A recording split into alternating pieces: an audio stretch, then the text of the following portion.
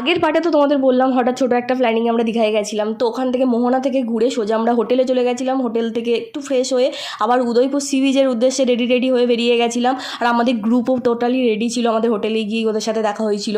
তো তারপর ওখান থেকে সোজা গাড়ি রিজার্ভ করে সবাই মিলে, আর গাড়ি ভাড়া তো প্রচুর বলছিল, তো একটু দরদাম করতে হবে। আর ওখান থেকে একটা আন্টির সাথেও দেখা হলো, মানে যারা আমাদের মানে রিসিভ করে ওখান থেকে খাওয়া দাওয়ার অ্যারেঞ্জমেন্ট, বসার অ্যারেঞ্জমেন্ট সব কিছুই ওরাই করেছিল, ওদের সাথে কথা বলা ছিল। তো আমরা চাইছিলাম যে আরও একটু, মানে ওরা বলছিল যে একটু কাছাকাছি বসো, আমরা চাইছিলাম যে আরও একটু মানে যাতে আমাদের হাঁটু পা বলো নদীতে একটু সমুদ্রে মানে ডুবে থাকে, এরকম একটা পজিশানে আমরা টেবিলটাও পাততে চাইছিলাম, বা অনেকটা সরেও যাচ্ছিলাম। তো এখানে সবাই মিলে বসে পড়েছি, পুরো গ্রুপ, খুব আড্ডা হচ্ছিল, সবাই আড্ডা, ফটো তোলা, নাচা টাচা হচ্ছিল। তারপরে আমাদের খাওয়া দাওয়া সি ফুড চলে এসছে, তারপর তো পার্টি হচ্ছিল।